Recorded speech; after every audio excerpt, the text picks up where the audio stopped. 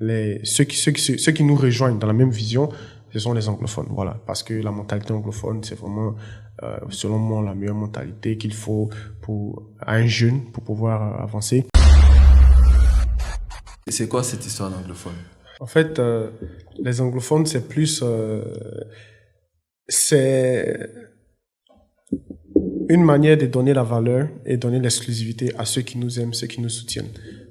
Comme DJ Arafat, il avait la Chine populaire. On a plusieurs autres stars ou célébrités qui ont donné un surnom particulier à leur fanbase. Donc pour moi, c'est plus une communauté. Moi, je ne vois pas ceux qui me suivent ou ceux qui m'aiment comme des fans. Je les vois comme des frères et des sœurs. Et je considère le 13 comme une communauté. Donc ceux qui nous rejoignent dans la même vision, ce sont les anglophones, voilà. Parce que la mentalité anglophone, c'est vraiment, selon moi, la meilleure mentalité qu'il faut à un jeune pour pouvoir avancer. Et aussi, on était victime de diffamation sur les réseaux sociaux.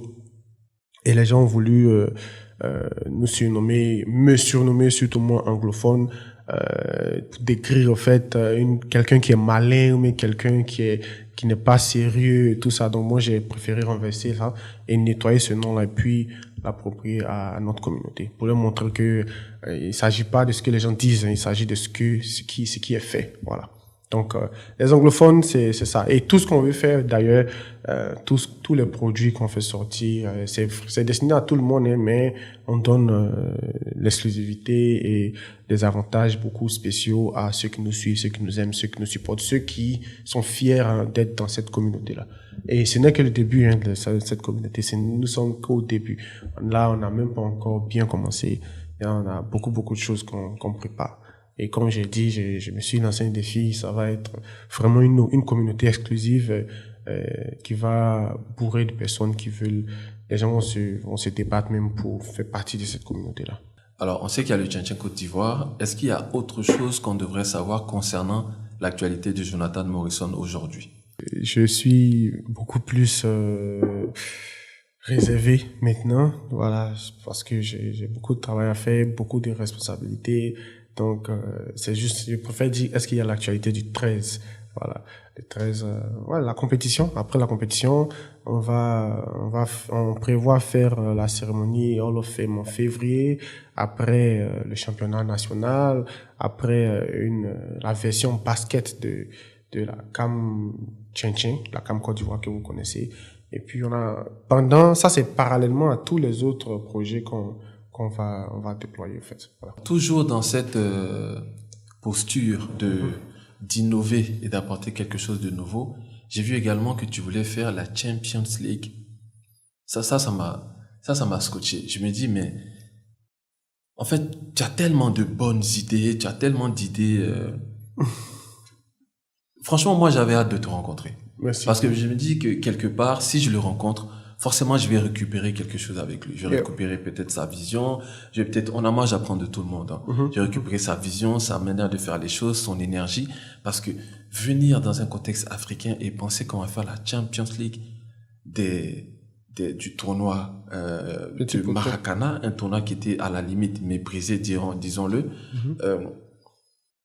Comment te vient cette idée et comment tu penses que tu vas mettre ça en place, sachant que la Champions League, c'est les premiers ou bien les meilleurs de toute l'Afrique. Alors, je sais pas si c'est Afrique francophone, à toute l'Afrique. Bien sûr. J'ai pas les déclinaisons. Je pense que c'est une suite logique, hein. On a fait la première édition.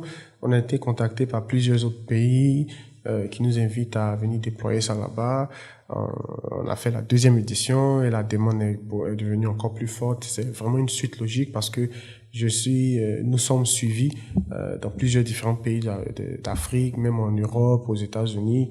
Et voilà, on veut, comme on a dit, la CAM, c'est Compagnie Africaine Morrison.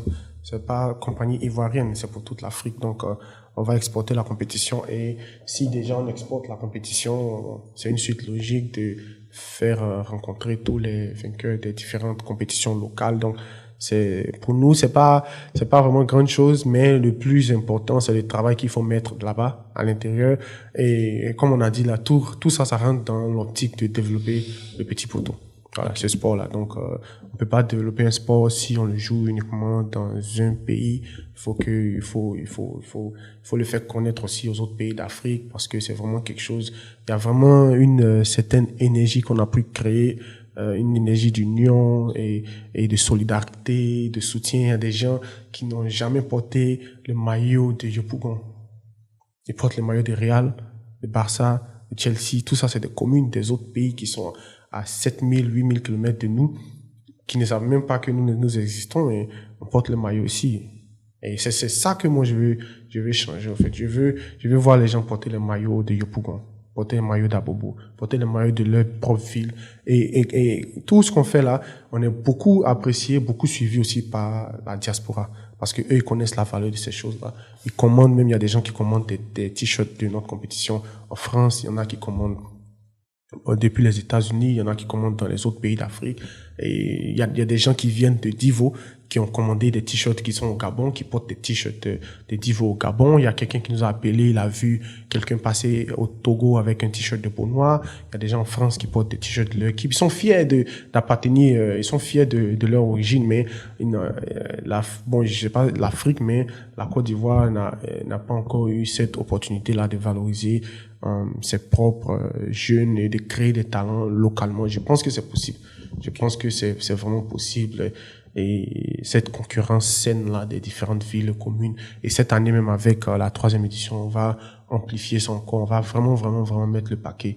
Et voilà, c'est vrai que vous voyez ça grand, mais nous, on ne voit pas ça grand pour l'instant parce qu'on veut faire beaucoup plus que ça.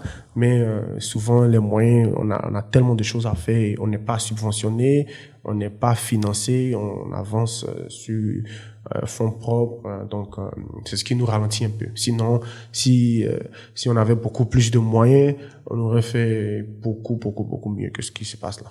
Moi, je t'écoute et il y a une question qui me vient à l'esprit. C'est qui le mentor de Jonathan Morison? Est-ce que tu as un mentor? Le mentor étant quelqu'un à qui tu voudrais ressembler ou qui t'inspire ou qui t'accompagne? Bien sûr, j'ai un mentor, même si c'est un peu dans différentes, je sais pas dire, même si je sais pas comment formuler ça. Bon, mon mentor, c'est Didier Drogba. Voilà. Mais lui, c'était un footballeur professionnel et tout ça.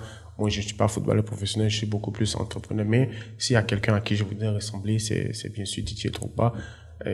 Par rapport à sa tenue, il est vraiment correct, il a une bonne mentalité, il impose le respect partout où il va et voilà, il me donne beaucoup de conseils. Voilà, beaucoup de conseils et c'est quelqu'un de qui je suis fan depuis tout petit, même avant de le connaître.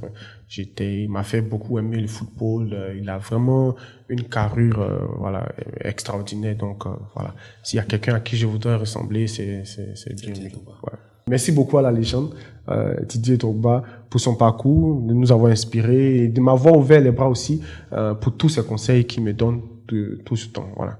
Alors, à un moment donné, il y a des gens qui se sont levés pour revendiquer la paternité on va dire, du projet que tu as mené. D'accord? Et dans l'opinion publique, ce qui s'est dit, c'est qu'à la base, c'était son projet qu'il t'avait approché pour financer le projet et puis finalement tu as récupéré le projet pour toi et tu en as fait le tien et donc après c'est parti en justice et tout ça.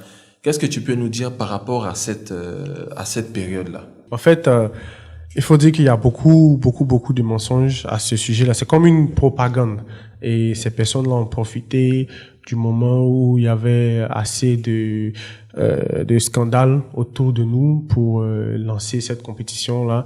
Mais d'abord, je n'ai jamais été approché par quiconque pour réaliser un projet et j'ai pris le projet pour le faire, jamais. Et la personne même qu'ils ont dit qu'il m'a approché, la personne a démenti parce que j'ai les preuves.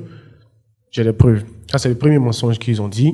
Le deuxième mensonge est que la justice a tranché et tout ça. La justice n'a rien tranché. Voilà. L'affaire, moi, je ne suis jamais allé en justice à cause de cette affaire-là, en fait. Ça, c'est le deuxième mensonge. Et il faut dire que on a essayé de comprendre nous-mêmes ce qui se passait et on a vu que c'était juste de la mauvaise foi. C'était des gens qui payent des pages pour faire passer leur propagande. On a vraiment une grande partie des médias ivoiriens qui ne nous soutiennent pas, qui sont entre guillemets entre nous, qui publient, qui relaient des fausses informations pour faire croire à la population que vraiment voilà Jonathan est comme ci, Jonathan est comme ça. Mais en réalité, c'est juste des gens qui sont payés par ces gens-là, voilà, pour essayer voilà, de nous arracher le projet qu'on est en train de mener.